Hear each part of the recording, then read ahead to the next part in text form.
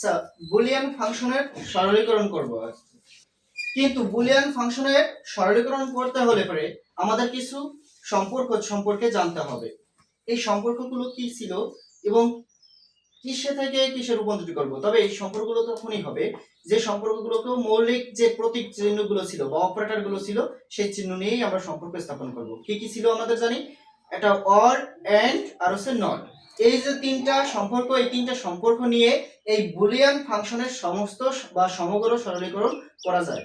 যেমন এর জন্য আমাদের কিছু স্বতঃসিদ্ধ জানতে হবে বুলিয়ান অ্যালজেব্রার। তবে আমরা আগে সম্পর্কগুলো স্থাপন করি। ধরে নাও সরলীকরণ মনে বলতে বোঝাচ্ছে কি ফাংশন, অর্থাৎ কি কোনো একটা ফাংশন থাকবে, সেই ফাংশনের সরলীকরণ করতে হবে। যেমন a b, এর কি আকারে আছে? কোনো চিহ্ন আছে কি এখানে? কোনো চিহ্ন নাই, সুতরাং এটা কি আকারে আছে? গুণ আকারে। ধরে নিতে হবে আমাদের কি আকারে আছে? গুণ আকারে আছে।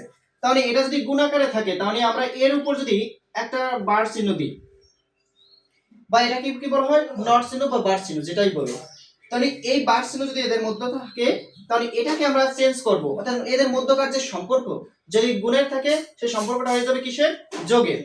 যদি যোগের হয় তাহলে সেটা হয়ে যাবে কিসের? গুণের। তাহলে দেখো আমরা চিন্তা করি এটাকে, এখন এ এর বি এর মধ্যকার সম্পর্ক কিসের? এটা কিসের? গুণ। গুণের। ধরে নাও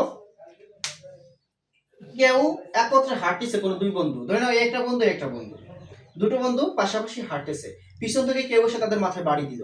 বাড়ি দিলে দুইজন ছিটকে পড়ে যাবে না? ছিটকে পড়ে যাবে তো। এবং এদেরকে সংগ্রহ করার জন্য কেউ আসবে, তাহলে সেই সংগ্রহ করার জন্য কিন্তু প্লাস পয়েন্ট তৃতীয় পক্ষ কেউ আসবে। ধরে নাও সেরকম, ধরে নাও পিছন থেকে এরও মাথায় বাড়ি দিছে, এর মাথায়ও বাড়ি দিছে, হ্যাঁ, কিন্তু বাড়ি দেওয়ার পরে অজ্ঞান হয়ে গেছে হয়তো, কিন্তু এদের সংগ্রহ করার জন্য বা কেউ কোনো হাসপাতালে বা কোনো জায়গায় নেওয়ার জন্য কেউ আসবে, সে হচ্ছে কি তৃতীয় পক্ষ বা তৃতীয় অপারেটর, যে অপারেটরকে আমরা প্লাস দিয়ে পরিণত করি নাকি। অর্থাৎ কি এখানে গুণ আকারে ছিল, এখানে এইটা চেঞ্জ হয়ে একটা ডাইভার্ট হয়ে কি হয়ে গেছে? প্লাস আকারে ধারণ করেছে। বুঝতে পেরেছো? তাহলে এ নট প্লাস বি নট। আবার যদি এরকম থাকতো, ধরে নাও এ প্লাস এ হোল নট, দুটো নট থাকে, তখন আমরা কি করব? প্রথম নটটাকে আগে ভাঙবো, হ্যাঁ, প্রথম নটটাকে ভাঙবো, তারপরে দ্বিতীয় নটটাকে ভাঙবো। আচ্ছা দেখো এখানে এ প্লাস, অ্যাকচুয়ালি দুটো নট থাকলে পরে উপরের দুটো নটই বাদ যায়, তাহলে এ প্লাস এ থাকে, ঠিক আছে। কিন্তু সেটাকে আমরা রূপান্তর করব অন্যভাবে। দেখো একটু প্রমাণ দেখাই আসি। এই নটটা কি করব? ভাঙবো। আমরা ভাঙলে পরে এখানে কি আছে? এ প্লাস এ, কিন্তু এখানে চিহ্নটা চেঞ্জ হয়ে যাবে। প্রথমটাকে আমরা ভাঙলাম, প্রথমটাকে কি করলাম? ভাঙলাম, অর্থাৎ এইটাকে আমরা ভেঙে ফেললাম। উপরে একটা থাকে না, আমরা একটা ভাঙছি, কিন্তু একটা ভাঙলেই এরা ছিল কি? যোগে হয়ে যাবে এখন কিসের? গুণের। আচ্ছা আমরা আপাতত একটা ভেঙেছি, এই জন্য চিহ্ন হয়ে গেছে কিসের? গুণের। কিন্তু এখন আমরা এই উপরে আবার হলনাটা থাকে না, এই বার চিহ্নটাকে আবার কি করব? আমরা ভাঙবো। ভাঙলে কি হবে? দেখো এ, এই নটটা আগেই ছিল এবং এদের মধ্যকার কি সম্পর্ক ছিল? গুণের। এই নটও ছিল, তাহলে এখানে যদি এই নটটাকে ভাঙি, আলাদা আলাদা করে দেই, তো এ ছিল কিসের? গুণের, এখন হয়ে যাবে কিসের? যোগের। আচ্ছা দেখো তাহলে এই একটা চিহ্নের উপর বা একটা কিছুর উপর যদি, ওই যে আমরা একটা গল্প পড়ে আসছিলাম, ধরে নাও বাংলাদেশের সিনেমাগুলোতে নাকি আমরা পড়েছি, বাংলাদেশের সিনেমাতে নায়করা কিছু পুরনো যে মুভিগুলো ছিল, ধরে নাও নায়কের মাথায় বাড়ি লাগলো বা বাড়িতে কোনো একটা আঘাত পেয়ে তার স্মৃতিশক্তি, পূর্বে ধরো যে ছিল একটা নায়ক ছিল, এই নায়কটার পূর্বে যে একটা বাড়ি মারলো মাথায়, কোনো একটা ভিলেন বা খলনায়ক যে কোনো একটা চরিত্র হোক না কেন, তিনি যেভাবে হোক না কেন তার মাথায় একটা বাড়ি মারছে, তাতে তার কি হয়ে গেছে? স্মৃতিশক্তি লোপ পেয়ে গেছে বা হারিয়ে গেছে। ফের ওই নায়কটা স্মৃতিশক্তি যত ডাক্তার কিংবা যা কিছুই দেখাক না কেন, তাতে তার স্মৃতিশক্তি ফিরে আসতেছে না। কিন্তু সেই আবার এ যদি কোনো ক্রমে সেই মাথায় যদি আবার বাড়ি মারে, তাহলে সেই স্মৃতিশক্তি ফিরে আসে, তাহলে সেটা আবার কিসে রূপান্তরিত হয়ে গেল? এতে, মানে সে আগের অবস্থায় ফিরে গেল। আগে যে ছিল কি এ, সে আগে এতে চলে আসলো। বুঝতে পেরেছো? ঠিক তেমনি ডাবল নট হয়ে গেলে পরে কিটা? সেটা বাদ হয়ে যায়। তাহলে এখানে ডাবল নট ছিল, এটা বাদ হয়ে গেল, এ হয়ে গেল প্লাস বি হয়ে গেল। তাহলে এই একটা বাস্তবায়ন হলো। তাহলে এই গেটটা কয়টা গেট আছে? এই যে ওর গেট হয়ে গেল, a প্লাস b দুইটা ইনপুট, এদের মধ্যে সম্পর্ক হচ্ছে প্লাস, তাহলে গেটে বাস্তবায়ন করতে পারবো। আচ্ছা আচ্ছা, তাহলে আমরা একটা ফাংশন দেখে আসছি নাকি। ধরে নাও একটা ফাংশন আছে f, একটা ফাংশন আছে x y z,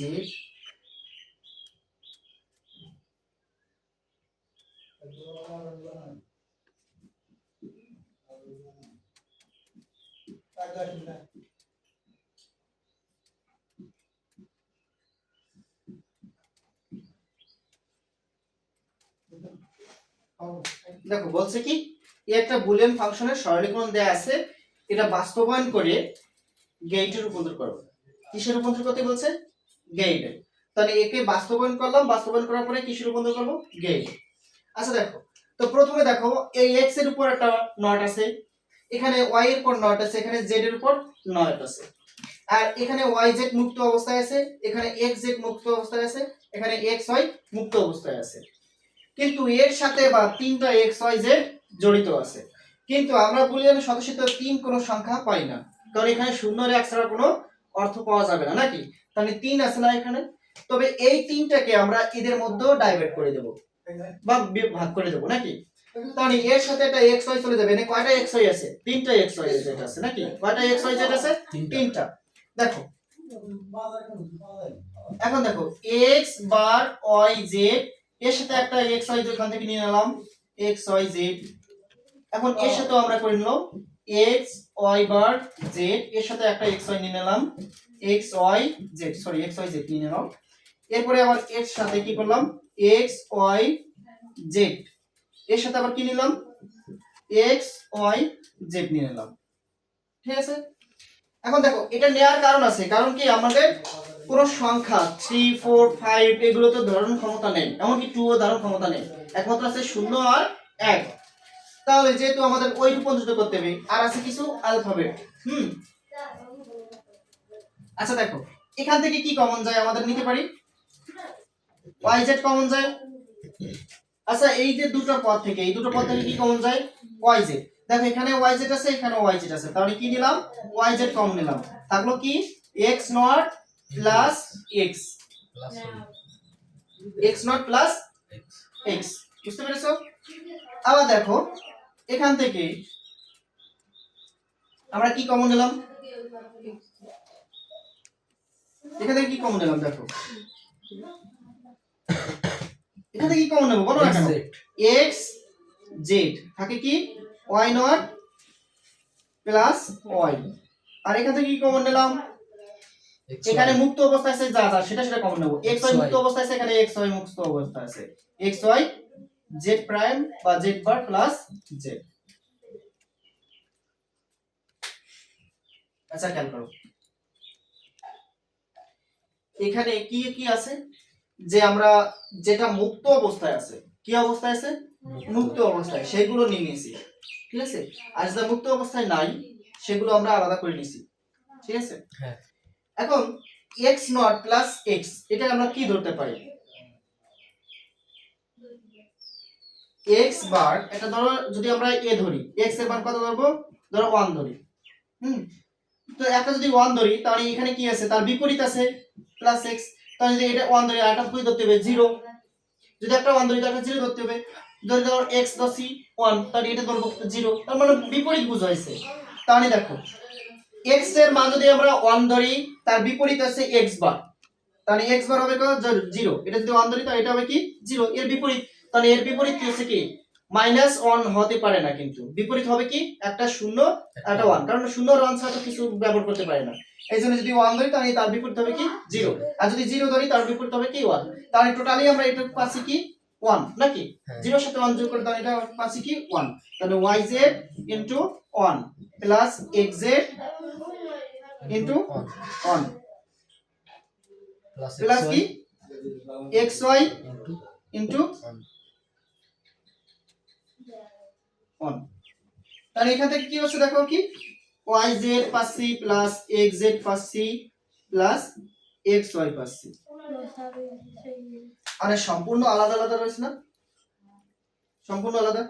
x Y Z X Z X Y, ঠিক আছে। হ্যাঁ এখন দেখো এটাকে আমরা কি হচ্ছে, এখন তো আর কিছু করা যায়, আর কিছু করা যায়, এখান থেকে একটা কমন নেওয়া যায়, কি কমন নেওয়া যায় এই দুটো থেকে, আর একটু করে দিতে পারি, না করলেও হয়। ওয়াই জেড এখান থেকে কি মুক্ত অবস্থায় মিলছে, কি জেড আছে, হ্যাঁ জেড কমন নিলাম, থাকলো কি এক্স প্লাস ওয়াই ওয়াই, এখানে থাকতেছে কি এক্স ওয়াই, ঠিক আছে। হ্যাঁ তাহলে এখানে কি এক্স প্লাস ওয়াই থাকে, এখানে কি আছে এক্স ওয়াই থাকে, তাহলে এখান থেকে তো আর কমন যাচ্ছে না, হুম না কমন তো যাচ্ছে না, কারণ এখান থেকে, কারণ এখানে ব্র্যাকেট আছে, তাহলে এটা গুণাকার আছে, তো এখান থেকে তো আর কমন নেওয়া সম্ভব হচ্ছে না, কারণ এখানে ইনটু আছে। তো আমরা এটাকে আমরা কিসের মাধ্যমে করতে পারি, গেইটের মাধ্যমে করতে পারি। দেখো সেই গেইটটা আমরা রূপান্তর করব, কি কয়টা গেইট নেব, কয়টা চলক নেব, গেইটের ইনপুট নেব কয়টা, তিনটা, হ্যাঁ এক্স ওয়াই জেড জেড। প্রথমে দিলাম কি X Y Z, X Y Z, কয়টা ইনপুট নিলাম, তিনটা তিনটা ইনপুট নিলাম। তা এই ইনপুট গুলো দেখো কার সাথে কি সম্পর্ক আগে দেখতে হবে, জেড এর সাথে এক্স প্লাস ওয়াই এর সম্পর্ক আছে, গুণের প্লাস এক্স ওয়াই এর সাথে যোগের। গুণের সম্পর্ক আছে, এবং টোটালি কিসের সম্পর্ক আছে, যোগের। আচ্ছা দেখো জেড এর সাথে এক্স প্লাস ওয়াই, তাহলে জেড আগে এক্স প্লাস ওয়াই এর চিহ্নটা কি করে নিই, তাহলে এক্স, দেখো এটা কি আকার আছে, এক্স ওয়াই প্লাস যোগ আকার আছে না, কি আকার আছে, যোগের চিহ্নটা এরকম হয়, কি আকার আছে, যোগ আকার আছে নাকি, এক্স প্লাস ওয়াই কি আকার আছে, যোগ আকার আছে। এরপরে জেড কি আকার আছে, গুণ গুণ, এর সাথে কি আকার আছে, জেড গুণ আকার আছে, তাহলে গুণের চিহ্ন হচ্ছে কি ডি এর মতো নাকি, এর মতো হ্যাঁ এই যে নিলাম। এরপর দেখো এইটুকুর কাজ শেষ, হ্যাঁ এই যে আমরা এখান থেকে এইটুকুর কাজ এখান থেকে শেষ করে নিয়েছি নাকি। এরপর কি করব, প্লাস এক্স ওয়াই এর কাজ, তাহলে এক্স ওয়াই কি আকারে আছে, গুণ গুণ আকারে, তাই এখান থেকে এক্স টা নিয়ে নিলাম, ওয়াইটাও নিয়ে নিলাম নিয়ে নিলাম, এরা কি আছে দুইজনে গুণ আকারে গুণ আকারে আছে, এই যে বসিয়ে দিলাম। তাই ইনপুট গুলো বসাই, এক্স ওয়াই কি হলো, এক্স মানে আউটপুট গুলো বসাবো, এক্স প্লাস ওয়াই, হ্যাঁ ঠিক আছে, কি বসাইছি এক্স প্লাস প্লাস ওয়াই। আর এটা জেড এর সাথে কি আছে, গুণ আকার আছে, তাহলে এখানে বেরোলো কি Z into X plus Y Y. এরপরে এখানে বেরোছে কি এক্স ওয়াই, এবং এরা দুইজন আবার কি সম্পর্ক স্থাপন করছে, দেখো তো সবগুলো এখন যোগের সম্পর্ক কিসের সম্পর্ক করছে, যোগে, তাহলে এই যোগের করে দিলাম, ঠিক আছে। এখন এখানে ইনপুট হিসেবে এটাই বেরোবে, ওকে, হ্যাঁ আচ্ছা ঠিক আছে।